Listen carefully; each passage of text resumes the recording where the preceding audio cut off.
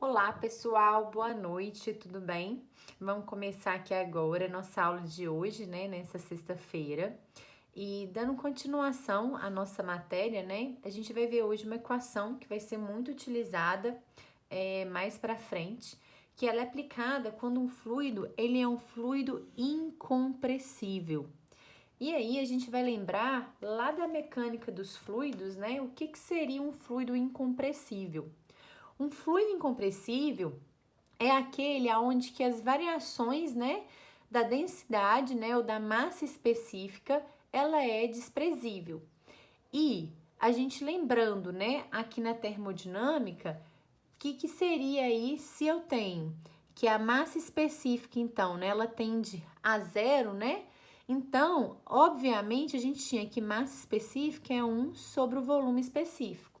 Então, o meu volume específico ele também tende a zero. Então, eu vou usar essa equação quando eu tenho um fluido incompressível, né? Então, ele tem que estar na mesma fase, tem que ser líquido e líquido. E aí, eu vou ter que o volume específico dele também vai ser desprezível, já que a massa específica é desprezível. Essa é a consideração para a gente usar essa equação, correto? A gente poderia utilizar. Então, por exemplo, quando eu tenho uma bomba de água, né, que a minha bomba vai entrar água na fase líquida e vai ser bombeado também no meu final da minha bomba, né? Também na fase líquida, a gente vai considerar aí, por exemplo, uma bomba de água como sendo um fluido incompressível, porque eu não tenho mudança de fase, as fases são líquidas e a água pode ser considerado um fluido incompressível. Eu já fiz para você, se a gente pegar a tabela de termodinâmica e ir lá para líquido saturado, né, ou para líquido comprimido, e pegar esses valores de volume específico, a gente vê que ele é praticamente constante, né? Ele é praticamente 0,001 e alguns quebrados, né? Às vezes tem algum valor, mas ele é praticamente 0,001. Então, por isso que a gente considera a água, por exemplo, como um fluido incompressível. E essa equação, ela fala do trabalho, por exemplo, no caso da bomba que eu dei, né? Que seria volume específico vezes a variação de pressão, que seria a pressão de saída menos a pressão de entrada, vai ser 1,5, né? Do velocidade de entrada ao quadrado, menos velocidade de saída ao quadrado, mais a gravidade, né? Vezes a altura de entrada menos a altura de saída.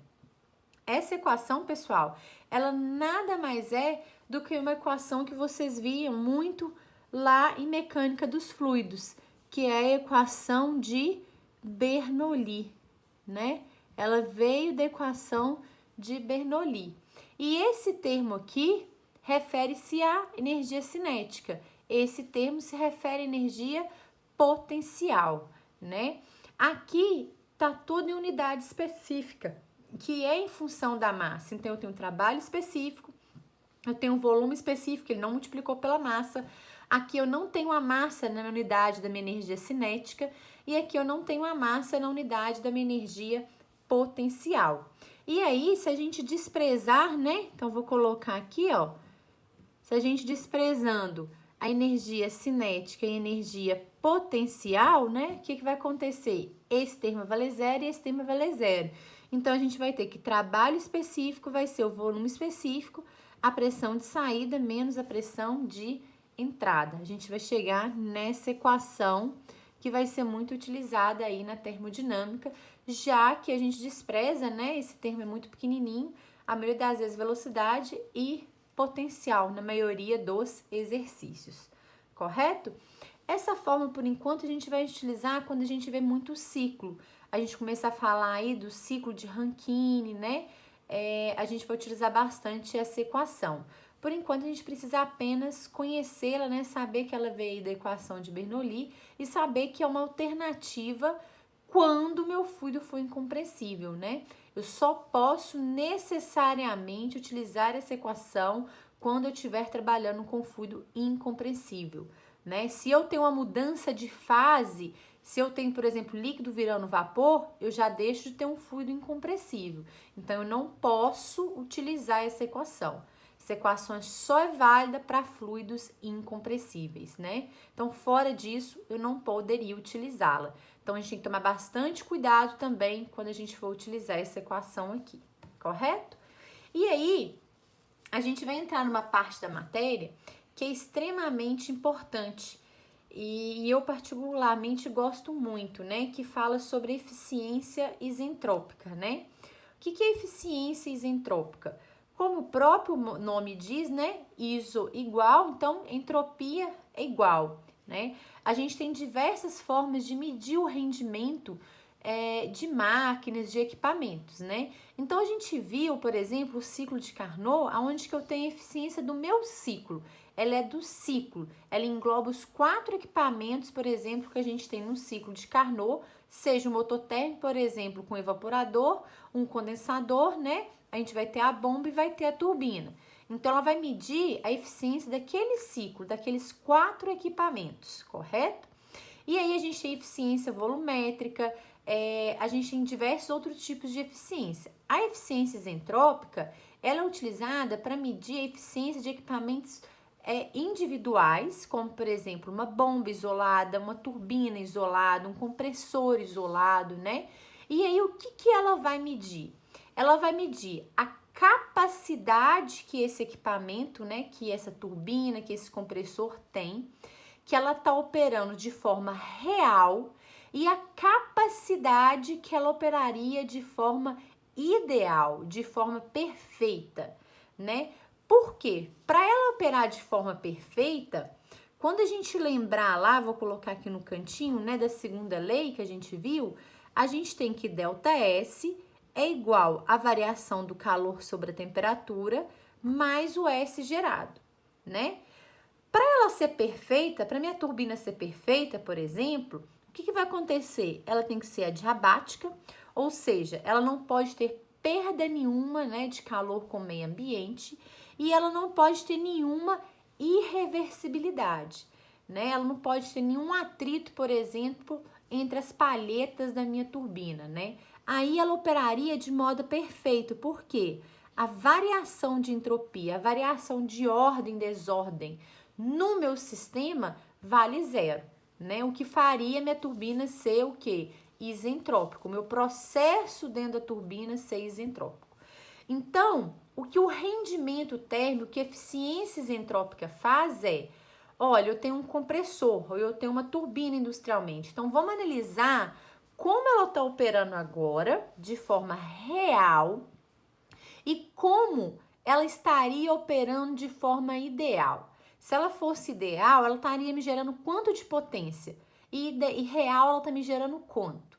E aí a gente vai ver o quão longe, né, o quão distante a gente está de forma a operar de maneira reversível, de maneira perfeita, né? Que seria quando ela fosse isentrópica, né? A gente faria essa análise. A gente nunca vai operar uma turbina de forma ideal, né? Porque o ideal cairia num processo reversível, né? Seria apenas teórico. Mas quanto maior essa eficiência, né, que seria eficiência isentrópica, melhor o meu processo, porque indica que mais próximo ele tá de operar de forma real, de forma ideal, né? Ele vai operar de forma real, mas ele estaria mais próximo do ideal daquilo que a gente idealiza.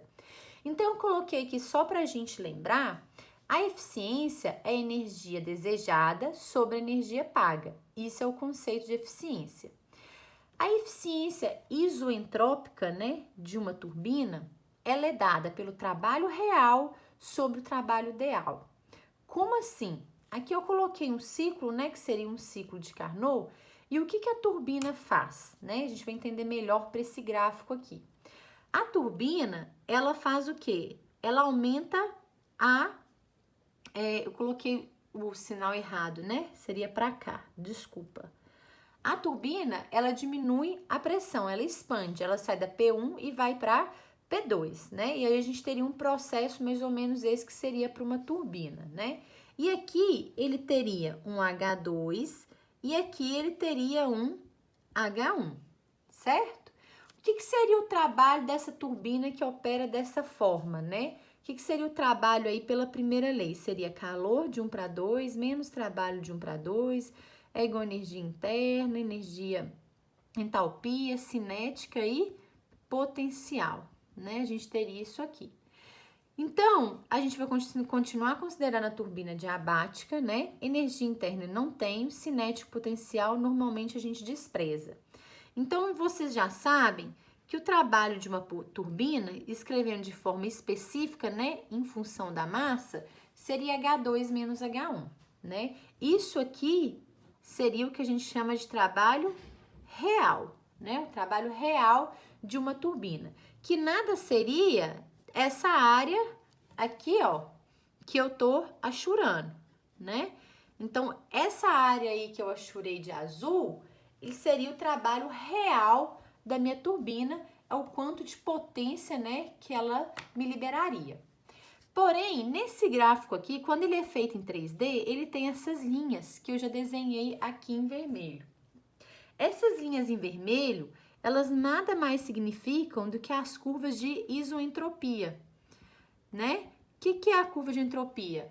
A curva, né, aonde que a entropia é igual. Então, eu tenho que S1 é igual a S2, né? Então, meu processo, ele é isentrópico, um processo que ocorre dentro dessas linhas. Então, isso é uma curva, essa outra e aí por diante. A gente tem 1 milhão de curvas que passam por aqui.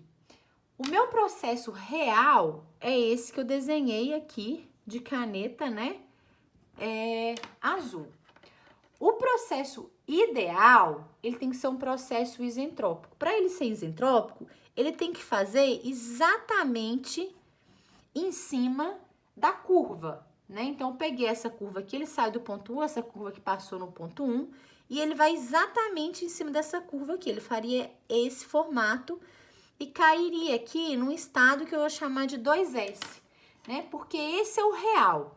O inicial não muda. Por que o inicial não muda, gente? O inicial é o meu ponto de partida. É o inicial que minha turbina tem. Eu não posso alterar isso. Mas se ele operar de forma real, aonde que eu tenho perdas, aonde que eu tenho irreversibilidades, ele vai fazer esse caminho. Se ele operar de maneira perfeita, de maneira ideal, de forma reversível, né? Que todo engenheiro sonha, ele vai fazer esse outro caminho aqui, ó, que eu colori de vermelho, certo? E aí, o que acontece quando a gente pegar esse trabalho? Aqui eu teria H1 e aqui eu tenho H2S, certo? Então, ele vai ganhar de trabalho toda essa área, né? Ele não vai ser só mais o azulzinho, ele vai ser o vermelhinho também. Então, a minha área aqui, ela passa a ser maior do que ela seria quando era só esse pedaço aqui, ó, em azul, né? Então, o meu trabalho do meu processo ideal, ele seria menos trabalho de 1 para 2, seria o H2S menos o H1, que não vai mudar. Isso seria o trabalho que? Ideal, perfeito que a minha turbina exerceria. Por quê? A entropia de S1 vai ser igual à entropia de S2. Se ele operasse, né, de forma perfeita, ele opera dessa forma. Esse é o real. Mas se fosse perfeito, seria dessa forma. Tá bom, pessoal? E aí, o seguinte, aqui no meu gráfico, todo esse gráfico poderia cair na região de vapor superaquecido, poderia cair na região de saturado, como caiu, poderia ser vapor superaquecido real e o ideal ser saturado. Isso não importa. Isso foi apenas uma representação que eu fiz para você. Mas não necessariamente ele sempre vai ser saturado e não necessariamente ele vai ser vapor superaquecido. A gente vai ter que fazer o estado, né? Para poder descobrir, para a gente poder analisar isso aí, certo? Então, a gente calcularia um processo real e um processo ideal. O que mantém constante aqui é o ponto de partida, né? Que é o ponto 1, o estado 1, ele não altera. E outra coisa que é fundamental a gente falar que é constante é a pressão. Porque quando a gente tem uma turbina, o objetivo da turbina é expandir, é sair de uma pressão 1 e ir para uma pressão 2. Então, a pressão aqui ela não vai mudar, mas a temperatura ela pode mudar. Aqui eu teria, por exemplo, uma temperatura de saturação que poderia ser diferente desse ponto se ele caísse aqui em vapor superaquecido, né? Isso aí a gente poderia mudar, a temperatura não necessariamente ela tem que ser a mesma, mas a pressão sim, porque é de onde que eu quero expandir. Eu quero expandir, por exemplo, de 1000 kPa para 100 kPa, né? Então, o meu ponto 2, o meu ponto ideal, né, o trabalho ideal, que seria aqui o de vermelho, isso não vai alterar, né? E a eficiência isentrópica, então, vai ser real menos ideal. Por quê? A real vai ser menor do que a ideal, que vai ser toda essa área aqui, né? Toda essa área abaixo aí do gráfico. Vai ser de azul mais esse pedacinho vermelho. Isso seria o ideal. E é fácil a gente pensar na turbina também. Por quê? A turbina, ela me gera uma energia. Ela me dá uma potência útil, né? Esse é o objetivo dela. Então, é claro que o ideal, ela vai te gerar uma potência muito maior no ideal do que no real, né? Porque o ideal está operando de forma perfeita, então ela vai maximizar. Já que eu quero gerar, ela está te dando, né, essa energia líquida, então ela vai ser, o ideal vai ser maior do que o real. E aí, se a gente quisesse simplificar, eu poderia colocar aqui, né, só inverter o sinal, então ficaria H1 menos H2, por conta do menos da fórmula. Poderia colocar aqui H1 sobre H2, né, e a mesma coisa para o ideal. Eu poderia colocar aqui H1, né, menos H2S, que seria aí o final sendo ideal, sendo perfeito, sendo idealizado. Vou mostrar para vocês, pessoal, o do compressor. O do compressor, ele muda um pouquinho. E aí que eu falo que eu não gosto que a gente decora, né? A gente tem que aprender. São coisas bem diferentes de decorar e aprender. O compressor, o que acontece? Ao contrário da turbina, eu tenho que pagar para ele funcionar. Eu tenho que entrar com um tipo de energia para ele funcionar. Então, quanto menos a gente pagar para o meu processo funcionar, melhora para o meu sistema. Quanto mais eu pagar, pior. A sua geladeira, né? O que a gente paga lá de energia é praticamente a energia do compressor, né? Necessária para rodar o compressor. Quanto menos energia eu pagar para minha geladeira funcionar, né? Melhora para o meu sistema. Então, a gente vai ter aqui que o trabalho ideal, ele vai ser em cima e o trabalho real vai ficar no denominador. Porque ele é o inverso da turbina. A turbina me gera uma energia. Então, ela vai te gerar mais no processo ideal. O compressor, ele requer uma energia. Ele não me gera, ele requer, ele precisa. Eu preciso pagar para ele funcionar. Então, quanto menos eu pagar, quanto mais ele trabalhar de forma perfeita, de forma idealizada, menos ele vai consumir. Menor vai ser esse número, né? E o trabalho real vai ser maior. E isso dá pra gente ver claramente também no gráfico. O que o compressor faz? Aqui eu esqueci de colocar as pressões, né? Mas ele comprime o meu fluido. Então, ele aumenta a pressão. Então, ele vai sair de uma pressão 1 e vai para uma pressão 2 muito maior. Então, eu coloquei aqui para vocês verem, por exemplo, um processo de compressão de 1 para 2. Não necessariamente esse ponto poderia estar aqui, ele pode estar aqui dentro, ele pode estar aqui, poderia estar em qualquer região, tanto de vapor superaquecido como de saturado, né? E aí, o que eu vou ter então? Eu vou ter aqui, ó, o meu processo real vai ser H1 sobre H2. Esse aqui é meu processo real, de 1 para 2, real. E aí, a gente viu, então, que o trabalho vai ser menos trabalho de 1 para 2, vai continuar sendo H2 menos H1, né? Aplicando a primeira lei, a gente vai chegar a isso aqui para um processo o quê? Para um trabalho real do meu compressor, né? E aí, a área do gráfico vai ser essa aqui, ó, certo? Isso aqui, né, que eu triangulei, vai ser a área do meu trabalho real, né? Então, uma turbina, um compressor real qualquer, ele operaria dessa forma. Porém, se esse compressor operasse, né, de forma idealizada, de forma perfeita, né, de forma que ele fosse isoentrópico, né, que ele não tivesse aí irreversibilidade, então meu S gerado valesse zero e ele também não fosse adiabático, ele seria isoentrópico. Então, ele sairia das mesmas condições iniciais, né, que esse compressor tá aqui no ponto 1. Eu não mudaria essas condições iniciais, que é a característica que o meu fluido está entrando nele. E ao passar para o compressor, ele teria, então, ele não teria atritos. Tendo atrito, né? Tendo irreversibilidades, ele vai fazer esse caminho.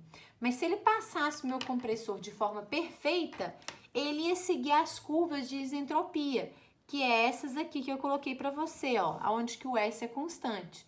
Então, a curva que está passando pelo ponto 1 é essa aqui, ó. Né? Então, ele vai sair aqui do meu ponto 1, né? E vai ficar em cima dessa curva aqui, dessa isentrópica, né? E aí, se ele ficar em cima dessa isentrópica, ele vai chegar aqui no estado que eu chamo de 2S, né? Que é sair do ponto 1 e fazer o processo aí isentrópico. Chegaria ali. Observe que a pressão aqui também foi mantida a mesma. Porque se é um compressor, a pressão final, independente se ele é real ou se ele é ideal, vai ser a mesma pressão, que é a pressão até onde você quer comprimir o seu fluido.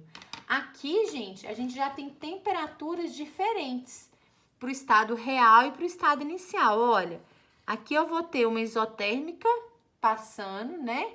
E aqui, se a gente pegar assim, ó, eu teria uma outra isotérmica passando, né? Então, as temperaturas nesse são diferentes, né? E dessa forma, ela operaria de forma perfeita, de forma idealizada. Quando a gente traçar aqui, ó, que eu pegar aqui o H2S, olha o que aconteceu agora. Para ele operar de forma perfeita, ele gasta toda essa área aqui, ó, né? De forma real, desculpa. De forma real, ele gasta toda essa área aqui. Para ele operar de forma idealizada, ele só utiliza, né? Ele só utiliza essa área que eu colori aí de vermelho. Então, essa área aqui, ela é bem menor do que eu comparar essa com o que estava aqui antes, né? Então, real, ele vai gastar mais energia para aquele compressor operar do que se ele operasse de forma o quê? Ideal. E aí, o trabalho do meu ideal vai ser a mesma coisa. Então, ele vai ser menos trabalho de 1 para 2, né? O trabalho específico vai ser igual a H2S menos H1. Posso também julgar na equação, se eu quiser, né? Para falar direto. Então, o trabalho ideal seria H1 menos H2S, passando um menos para cá, né? Invertendo, por isso ficou H1 menos H2S. E aqui a mesma coisa, trocando o sinal do menos, né? Vai ficar H1 menos H2, né? Então, a eficiência para um compressor vai ser o ideal sobre o real, e eu provei aqui no gráfico para vocês. Para a bomba, pessoal, o efeito é o mesmo. Para a bomba, a gente precisa de energia. Então, na hora que a gente fala aí, né, de eficiência isoentrópica, se eu preciso de energia para ela operar, então o trabalho ideal vai ser menor do que o trabalho real. Então, a eficiência isentrópica da bomba vai ficar desse jeito. E aqui também não vai mudar. Vai ser H1 menos H2S sobre H1 menos H2, né? Normalmente, como que a gente vai fazer? A gente vai achar o real normal, do jeito que vocês aprenderam, né? Inclusive, lá pela termodinâmica 1, vocês acham o trabalho real que vocês aprenderam. E o trabalho ideal, a gente vai partir do ponto 1 e vai fazer que ele seja isentrópico, né? Então, a gente vai fazer que S1 é igual a S2S de forma que o estado 2 altere, que o meu estado 2 seja isentrópico comparado com o estado 1. É dessa forma que a gente faz nos exercícios. E quando eu tenho um bucal, né? A gente não tem trabalho, normalmente bucais são considerados também adiabáticos, né? Então, eles dependem muito da energia cinética relacionada aí com a velocidade. É menos utilizado, mas eu vou colocar aqui para vocês que seria a velocidade 2 de saída ao quadrado dividido por 2 sobre a velocidade, né, isentrópica dividido por 2. Tudo é em função da massa, né? Aqui, pessoal, eu poderia escrever com a massa e sem a massa. Se eu trabalhar aqui com trabalho específico, aqui também tem que ser trabalho específico. Se eu trabalhar com potência, aqui também tem que ser potência. Então, a unidade tem que ser a mesma, porque eu não posso dividir banana por laranja, sem banana por banana, né? A unidade de trabalho tem que ser sempre a mesma. Aqui eu coloquei quilojoule por quilograma e quilojoule por quilograma. Mas se quiser ser quilowatts, não tem problema. Se eu quisesse trabalhar com a potência, também daria certo, correto? O bucal é a mesma coisa, né? A gente teria aí uma velocidade que a gente consideraria ela maior, né? Então, o meu fluido passaria para o meu bucal mais rápido quando ele operasse aí de forma num processo isentrópico do que o processo real. Aqui só se refere à velocidade de saída, por quê? Novamente, o ponto inicial, o ponto de partida, ele não altera.